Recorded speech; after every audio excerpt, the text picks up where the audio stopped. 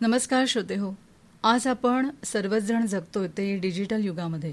बँकेची कामं असू देत, आर्थिक व्यवहार, खरेदी, अगदी सरकारी कागदोपत्री कामं सुद्धा आता ऑनलाईन म्हणजेच मोबाईलच्या एका क्लिकवर होतात. पण या क्लिकच्या मागे फसवणुकीचं एक अदृश्य जाळं देखील विणलं जातंय आणि त्या जाळ्यात अडकतायत ते हजारो निरपराध नागरिक. आपण आज सायबर फसवणुकीच्या नव्या पद्धतीबद्दल म्हणजेच डिजिटल अरेस्ट याविषयी अधिक जाणून घेण्यासाठी आणि त्यापासून स्वतःचं संरक्षण कसं करायचं हे समजून घेण्यासाठी आपल्या स्टुडिओमध्ये आमंत्रित केलंय जिल्ह्याच्या स्थानिक गुन्हे अन्वेषण शाखेचे पोलीस निरीक्षक श्रीयुत प्रवीण कोल्हे सर यांना. नमस्कार सर. नमस्कार. आकाशवाणीच्या स्टुडिओमध्ये आपलं मनःपूर्वक स्वागत आहे. आकाशवाणीच्या सर्व श्रोत्यांना माझा सप्रेम नमस्कार. सर, सगळ्यात आधी श्रोत्यांना समजावून सांगा की डिजिटल अरेस्ट म्हणजे नक्की काय असतं आणि हे गुन्हेगार कसं करतात. नक्कीच. डिजिटल अरेस्ट हा ऑनलाईन फसवणुकीचा एक प्रकार आहे, ज्यामध्ये फसवणूक करणारे लोक तुम्हाला ऑनलाईन किंवा फोन कॉलद्वारे धमकी देऊन तुमची फसवणूक करतात. त्यामध्ये तुम्हाला सांगितलं जातं की तुमच्यावर कोणता तरी गुन्हा दाखल झालेला आहे आणि तुम्हाला डिजिटली अटक करण्यात आलेली आहे आणि तो कॉल सुरू ठेवून तुमच्या परवानगीशिवाय तुम्हाला व्हिडिओ कॉलच्या समोरून हलायचं नाही असं सांगून तुमचे बँक डिटेल्स तुमच्याकडून घेतले जातात आणि त्याद्वारे तुमची आर्थिक फसवणूक केली जाते. सर, तुम्ही असं म्हणालात की आर्थिक फसवणुकीसाठी एखादा कॉल येतो, तर असा डिजिटल अरेस्टचा कॉल आला तर त्यात सुरुवातीला काय काय घडतं आणि मग पुढे काय काय घडतं, थोडं उदाहरण देऊन सांगाल का. या डिजिटल अरेस्टचे जे कॉल आहे त्याच्यामध्ये एक ठराविक पद्धतीप्रमाणे आपल्याला कॉल येतात. त्याच्यामध्ये सर्वप्रथम आपल्याला पहिला संपर्क करणारी व्यक्ती असते ती तुम्हाला फोनद्वारे, ईमेलद्वारे किंवा मेसेजद्वारे संपर्क साधते. बहुतेक वेळा व्हॉट्सअपच देखील आपल्याला मेसेज येतो आणि ती व्यक्ती स्वतःची ओळख आम्ही पोलीस अधिकारी आहे किंवा CBIचे अधिकारी आहेत किंवा कस्टम अधिकारी आहेत असे करून देतात. ह्या पहिल्या ओळखीच्या टप्प्यानंतर दुसरा टप्पा सुरू होतो त्यांचा की भीती दाखवण्याचा, म्हणजे आपल्याला ते घाबरवतात. तर याच्यामध्ये आपला तुमच्या आधार कार्डचा वापर करून किंवा तुमच्या बँक खात्याचा नावाने एक पार्सल प्राप्त झालेलं आहे, ते पार्सल मनी लॉन्ड्रिंग किंवा अंमली पदार्थ तस्करी यामध्ये वापरलं गेलेलं आहे असे सांगून तुमच्याविरुद्ध गुन्हा दाखल केलेला आहे आणि आम्ही तुम्हाला डिजिटली अटक करत आहोत असे सांगून आपल्याला बऱ्याच वेळा धमकी देतात. तर ह्या धमकी दिल्याचा हा दुसरा टप्पा.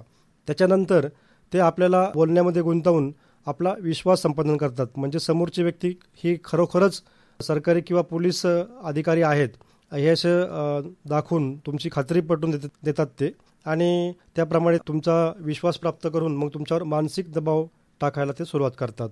नंतर तुमच्या बँक खात्याचे सविस्तर डिटेल्स आपल्याकडून घेतात. म्हणजे तुम्ही निर्दोष आहात हे सिद्ध करण्यासाठी तुम्ही तुमच्या बँकेचे खाते आम्हाला द्या, आम्ही त्या खात्यावरचे ट्रान्झॅक्शन चेक करतो आणि त्याच्यानंतर जर तुम्ही निर्दोष आढळला आम्हाला तर आम्ही तुमचे पैसे परत करू असे सांगून तुमच्या खात्याची माहिती ते घेतात किंवा मग तुमच्याकडे डायरेक्ट पैशाची देखील ते मागणी करतात. आणि एक तुम्हाला अटक टाळण्यासाठी किंवा अधिक चौकशी टाळण्यासाठी एखादं खातं क्रमांक आपल्याला दिलं जातं आणि त्यामध्ये पैसे भरावं असं सांगलं जातं आणि मग पैशाचे ट्रान्सफर ते आपल्या अकाउंटमध्ये करून घेतात. या अशा प्रकारे आपले फसवणूक करण्याचे वेगवेगळ्या टप्प्यामधून आपली फसवणूक होते आहे. सर, सरकारी अधिकाऱ्याच्या नावानं धमकी, खोटे कॉल, बनावट संदेश अशा मार्गानं नकळत पैशांची मोठी फसवणूक होते तुम्ही आता सांगितलं. तर सामान्य नागरिकांना असा फोन कॉल किंवा संदेश आला तर त्यांनी सगळ्यात आधी काय करायला हवं आणि काय करता नये हे सर्वात महत्त्वाचं आहे की काय करायला हवं. सर्वप्रथम कोणीही त्याच्यामध्ये घाबरून जायचं नाहीये, शांत राहायचं आहे. अशा प्रकारचा जर कॉल आपल्याला आलाच किंवा सरकारी अधिकारी किंवा एजन्सी अटक करण्याची धमकी देत असेल तर अशा सर्वप्रथम धमक्यांना कोणी घाबरू नये. भारतीय नागरिक सुरक्षा संहिता ही जी आपली प्रक्रियेची संहिता आहे अटक प्रक्रियेची, याच्यामध्ये कलम 43 प्रमाणे अटकेची कार्यपद्धती सांगितलेली आहे आणि कार्यपद्धतीमध्ये डिजिटल अरेस्ट हा शब्दप्रयोग कुठेही करण्यात आलेला नाही. त्यामुळं नागरिकांनी जे आपले श्रोते आहेत त्यांनी याच्यात घाबरून जायचं कुठलंही कारण नाही. आपल्याला अटक करताना डिजिटल अरेस्ट कधीही होऊ शकत नाही, ती फक्त आपल्या शरीराला टच करून किंवा आपली बॉडी ताब्यात घेऊनच अटकेची कार्यपद्धती ही सांगितलेली आहे. त्याच्यानंतर तुमची कुठलीही वैयक्तिक माहिती समोरच्या व्यक्तीला देऊ नये, म्हणजे जसे तुमचे आधार कार्ड, तुमचं बँकेचे डिटेल्स, OTP, तुमचे क्रेडिट कार्ड किंवा तुमचे बँकेचे जे पासवर्ड आहेत ही अशी माहिती कुठल्याही प्रकारची त्यांना देऊ नये. आलेला सर्व जो कॉल आहे तो प्रथम कट करावा हे सगळ्यात चांगला उपाय आहे. तो कॉल पहिल्यांदा कट करून त्या समोरच्या व्यक्तीशी कुठलाही वाद घालण्याचा किंवा त्याला प्रतिसाद देण्याचा प्रयत्न न करणं हे उत्तम. तो जो नंबर आहे तो वारंवार जर आपल्याला कॉल करत असेल तो नंबर ब्लॉक करावा आणि तात्काळ आपले जर नजीकचे पोलीस स्टेशन आहे किंवा प्रत्येक जिल्ह्यामध्ये एक सायबर पोलीस स्टेशन आहे, त्या सायबर पोलीस स्टेशन जाऊन तुम्ही तक्रार देऊ शकता. तुम्ही आता सांगितलेली माहिती खरंच खूप महत्त्वपूर्ण आहे. फोन करणारी व्यक्ती ही खरी सरकारी अधिकारी आहे की फसवणूक करणारी हे ओळखण्यासाठी लोकांनी कोणत्या गोष्टी लक्षात ठेवायला हव्यात? आपल्याला व्हॉट्सअपद्वारे जे कॉल येतात त्याच्यामध्ये असं एक चित्र तयार केलं जातं की एखादं सरकारी कार्यालय आहे किंवा पोलीस स्टेशन आहे आणि समोरची व्यक्ती ही पोलिसांच्या ड्रेसवरच असते आणि आपल्याला वाटतं की ते खरोखरच पोलीस आहेत. परंतु हे जे फसवे कॉल्स आहेत त्यांना ओळखण्याचे बरेचसे मार्ग आहेत. त्याच्यामध्ये जो नंबर आहे तो अनोळखी असेल तर आपल्याला बघितलं पाहिजे की समोरून येणारा नंबर हा अनोळखी आहे. तर त्याच्यामध्ये आपल्या भारताची जी मोबाईलची सिरीज आहे त्यात 91 नंबरनी आपले मोबाईल नंबर सुरू होतात. तर ही 91 सोडून इतर जर सिरीजने 92 किंवा 93नी जर मोबाईल नंबर असेल तो सुरू होणारा तर तो फसवा किंवा फ्रॉड आहे असं समजावं. नंतर समोरची व्यक्ती तात्काळ पैसे भरा किंवा तात्काळ अटक होईल, लगेच लिंकवर क्लिक करा अशी एक अर्जन्सी असते, त्याच्यामध्ये एक घाई करतात. तर अशी घाई करणारे जे समोरचं कोण असेल तर ते फसवा आहे असं समजावं. आणि बँक डिटेल्स, बँक किंवा पोलीस किंवा इतरही अधिकृत संस्था आहेत ह्या तुमच्या फोनवर कधीही गोपनीय माहिती मागत नाहीत किंवा तुमचे पासवर्ड, ATM हे कधी ते फोनवर त्याची मागणी केली जात नाही. त्यामुळे जर अशा व्यक्तीने आपली मागणी या पासवर्डची मागणी केली तर ते खोटे आहेत असे समजावं. बरेच वेळा समोरची व्यक्ती ही हिंदी किंवा इंग्लिश भाषेमध्ये बोलतात, परंतु त्यांच्या बोलण्यामध्ये किंवा त्यांच्या आपल्याला सांगण्यामध्ये बऱ्याचशा व्याकरणच्या किंवा स्पेलिंगच्या बऱ्याचशा मिस्टेक त्या ठिकाणी असू शकतात. आणि मुख्यतः करून व्हिडिओ कॉलद्वारेच आपल्याशी संपर्क करण्याचा ते प्रयत्न करतात. आणि त्याच्यामध्ये पोलीस स्टेशनचं स्वरूप किंवा कोर्टचं स्वरूप किंवा ड्रेसवर अशी व्यक्ती त्या ठिकाणी फेक असू शकतात आणि शक्यतो ते पैशाचीच मागणी करतात. इतर कुठल्याही गोष्टीचं त्याच्यात ते प्रयत्न करत नाहीत. आपल्याला अटक टाळणे किंवा कारवाई टाळण्यासाठी किंवा तुमचं पार्सल रिलीज करण्यासाठी ते पैशाची डिमांड करतात किंवा आपल्या अकाउंटद्वारे ते पैसे काढून घेतात. हे सर्व जर मार्गाने आपल्याला कोण कॉन्टॅक्ट करत असेल तर ते फसवा कॉल आहे असं आपण समजायला काय हरकत नाही. सर, तुम्ही आता म्हणालात की घटना इतक्या पटपट घडत जातात की श्वास घ्यायला सुद्धा फुरसत मिळत नाही. तर गुन्हेगार बरेचदा कोणत्या सरकारी यंत्रणाची नक्कल करून लोकांना फसवतात, म्हणजे लोक जास्त गोंधळून जातात ना, तर त्याविषयी थोडे सांगा. शक्यतो त्या आतापर्यंत जेवढी उदाहरणं आढळलेली आहेत याच्यामध्ये बऱ्याच वेळा समोरची व्यक्ती ही मी सेंट्रल ब्युरो ऑफ इन्व्हेस्टिगेशन जी भारतातली सर्वोच्च तपास यंत्रणा आहे तिथले अधिकारी आहेत, CBIचे अधिकारी आहेत आणि तुमच्यावर मनी लॉन्ड्रिंगचा गुन्हा आहे किंवा अंमली पदार्थ तस्करीचा असा गुन्हा गंभीर दाखल आहे असे सांगून, म्हणजे थोडक्यात CBIचे अधिकारी आहेत असे सांगून फसवणूक करण्याचे प्रमाण आहे. किंवा नार्कोटिक्स कंट्रोल ब्युरो ही जी अंमली पदार्थ तपास विरोधी यंत्रणा आहे त्याचे पण अधिकारी आहेत असे सांगून फसवणूक केली जाते. आपण बऱ्याच वेळा ऐकतो की ED ते एन्फोर्समेंट डायरेक्टरेट जे आहे अंमलबजावणी संचालनालय इथले देखील ते अधिकारी आहेत असे सांगून बऱ्याच वेळा फसवणूक केली जाते. भारतीय रिझर्व्ह बँकचा देखील बऱ्याच ठिकाणी उल्लेख आलेला आहे की आम्ही RBIचे अधिकारी आहेत आणि त्या ठिकाणी फसवणूक करण्याचे देखील प्रकार बऱ्याच वेळा आहेत. आणि ह्याच्या व्यतिरिक्त स्थानिक पोलीस स्टेशनचे, क्राईम ब्रँचचे अधिकारी आहेत किंवा इन्कम टॅक्सचे डिपार्टमेंटचे लोक आहात किंवा टेलिकॉम रेग्युलेटरी अथॉरिटी आहे म्हणजे आपले जे दूरसंचार नियामक प्राधिकरण आहे तिथले देखील अधिकारी आहेत, ट्रायचे अधिकारी आहेत असे सांगून बऱ्याच वेळा तुमचं सिम कार्ड अवैध आहे आणि अवैध कामासाठी वापरलेलं आहे अशी माहिती देऊन देखील ती तुमची फसवणूक त्या ठिकाणी केली जाते आहे. बऱ्याच संस्थांच्या द्वारे ही फसवणूक केली जाते, म्हणजे खोटा आभास निर्माण करून. तर आपल्या जिल्ह्यामध्ये अशा काही घटना घडल्यात का सर? आपल्या जिल्ह्यामध्ये एक उदाहरण तसं झालेलं आहे. सावंतवाडी पोलीस स्टेशनच्या हद्दीमध्ये असा प्रकार घडलेला आहे. आपल्या जिल्ह्यात तसं त्या मानाने प्रमाण कमी जरी असलं तर या विषयाची दाहकता पूर्ण महाराष्ट्रामध्ये आणि देशभरामध्ये मोठ्या प्रमाणावर असून जास्तीत जास्त लोक या फसवणुकीतला बळी पडलेल्या उदाहरणं बरेच आपल्या या ठिकाणी आढळतात. सर, असे असू शकेल ना, प्रतिष्ठेच्या ओझ्याखाली लोक तक्रार करायला धजावत पण नसतील. बऱ्याच वेळा लोक आपल्या अशी तक्रार द्यायला पण पोलीस स्टेशन किंवा पोलिसांसमोर येत नाहीत, परंतु प्रमाण नक्कीच आहे आणि ते वाढतं आहे. समजा जर कोणाला अशा प्रकारच्या आर्थिक फसवणुकीला सामोरं जावं लागलं तर आणि ते त्यांच्या लक्षात आलं तर त्यांनी लगेचच पहिलं पाऊल काय त्यांनी उचलायला हवं आणि या संदर्भात कुठे तक्रार द्यावी काय सांगाल आणि तक्रारदारानं कुठली माहिती तुम्हाला पुरवणं आवश्यक आहे? जेव्हा आपल्या लक्षात येतं की आपली आर्थिक फसवणूक झालेली आहे त्यावेळेस कायदेशीर पाऊल उचलणं अत्यंत गरजेचं आहे. आणि ती आपली कृती ही आपलं आर्थिक नुकसान कमी करण्यासाठी आणि गुन्हेगाराला पकडण्यासाठी मदत करते. म्हणून पहिल्यांदा सर्वात प्रथम आपण तात्काळ आपल्या बँकेशी संपर्क केला पाहिजे. ज्या बँकेमध्ये आपलं अकाउंट आहे त्या बँकेच्या कस्टमर केअरशी संपर्क करून की जी 24/7 सेवा उपलब्ध असते. तुमच्या जो व्यवहार झालेला आहे तुमच्या अकाउंटवरून त्याची माहिती त्या संबंधित बँकेला देऊन तात्काळ आपलं अकाउंट त्या ठिकाणी होल्ड करायला पहिल्यांदा सर्वप्रथम सांगितलं पाहिजे. त्याच्यानंतर समोर आलेला फोन आहे त्याचा फोन नंबरची आवश्यकता आहे. तसेच त्यांनी जे आपल्याला कॉन्टॅक्ट केला असेल तर त्या मेसेजचा किंवा त्या कॉलचा स्क्रीनशॉट काढून ठेवला पाहिजे.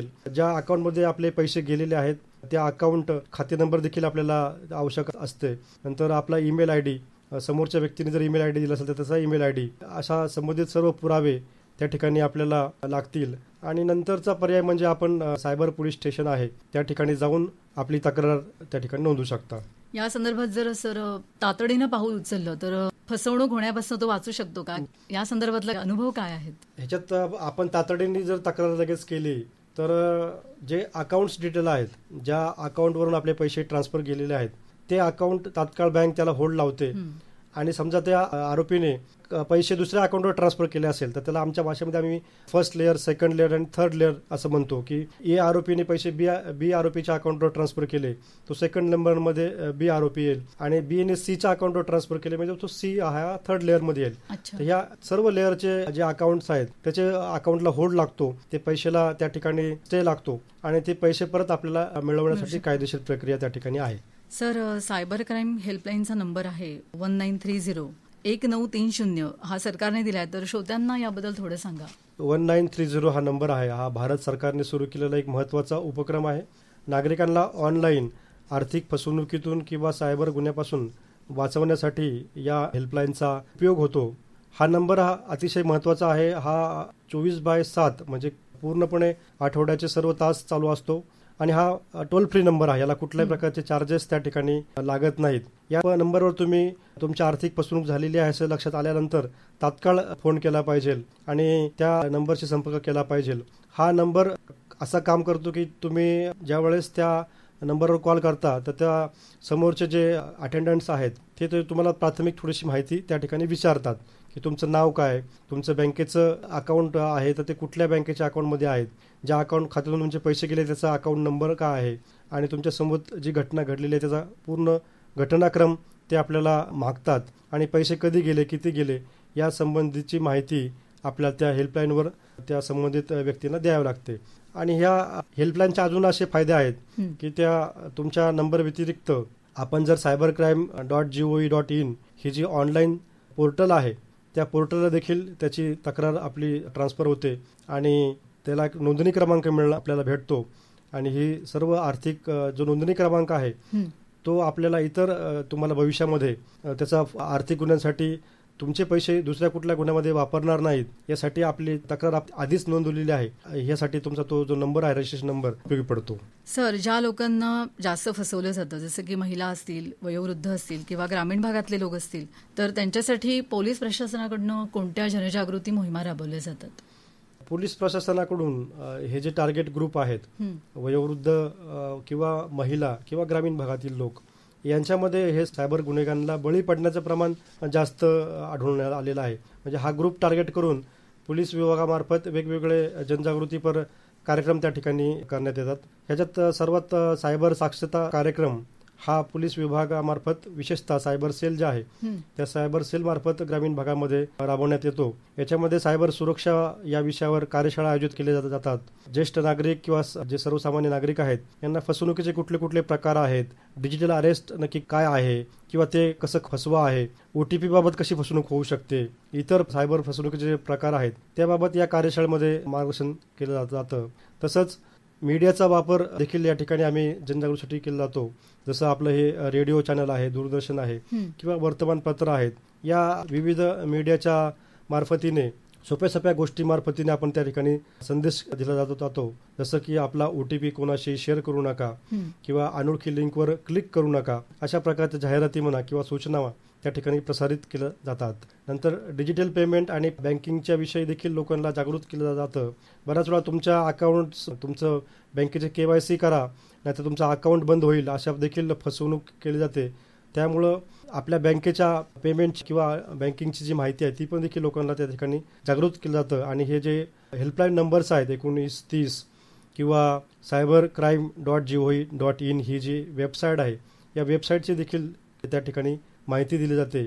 आणि समुदाय आधारित जनजागृती देखील त्या ठिकाणी केली जाते. म्हणजे NGOच्या मदतीने, स्थानिक NGOच्या मदतीने ग्रामसभांमध्ये किंवा मंदिरांमध्ये जाऊन किंवा सार्वजनिक ठिकाणी माहितीपत्रक, पोस्टर्स लावून जागरूकता मोठ्या प्रमाणावर केली जात आहे. सर, संवादाच्या शेवटी श्रोत्यांसाठी, आपल्या नागरिकांसाठी काही सोप्या पण महत्त्वाच्या टिप्स सांगाल का? त्यामुळे ते सुरक्षित राहतील आणि फसवणुकीला बळी पडणार नाहीत. याच्यामध्ये सर्वात प्रथम आपण फसवलं गेलेलो आहोत हे ज्यावेळेस आपल्याला जाणीव होईल त्याच वेळेस आपण त्या ठिकाणी उपाययोजना करणं गरजेचं आहे. त्याच्यापूर्वी आपण ह्या फसवणुकीला बळी पडू नये म्हणून महत्त्वाच्या गोष्टी म्हणजे अनोळखी कुठल्याही कॉल्स किंवा मेसेजवर आपण विश्वास ठेवता कामा नये. कोणताही समोरून आलेला व्यक्ती मी CBIचा आहे किंवा बँकेचा अधिकारी आहे म्हणून सांगत असेल तर अशा कॉल्सची किंवा मेसेजची पडताळणी करणं गरजेचं आहे. तसेच आपली वैयक्तिक माहिती कधीही कुणाला शेअर करू नये. याच्यामध्ये तुमचं समजा Aadhaar card, bank account, credit card किंवा OTP यासारख्या गोष्टी आपण कुणाशी शेअर करू नयेत. पैसे ट्रान्सफर करण्याआधी आपण विचार केला पाहिजे की नक्की आपण पैसे ट्रान्सफर करतो आहे हे गुन्हे मिटवण्यासाठी करतो आहे किंवा कोणत्या कामासाठी पैसे पाठवत आहोत. तर हे पाठवणं नक्की कुठल्या कारणासाठी पाठवतो आहोत ह्याचा पाठवण्यापूर्वी विचार केला पाहिजे.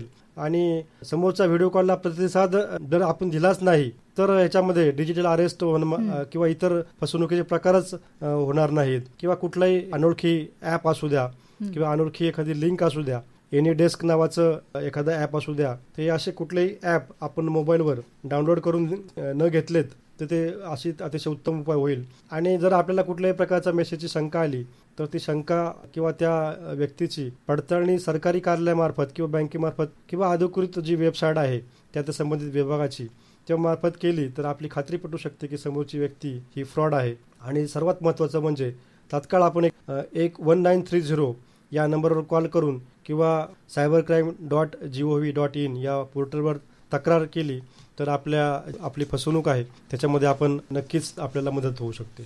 श्रोते हो, सरांशी बोलताना अनेक महत्त्वाच्या गोष्टी आपल्याला आज कळल्या.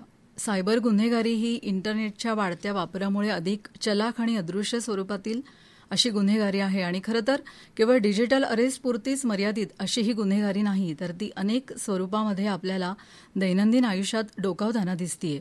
डिजिटल युगातली प्रगती ही जितकी वेगवान आहे तितकीच सायबर फसवणुकीची सावली सुद्धा वाढतीये.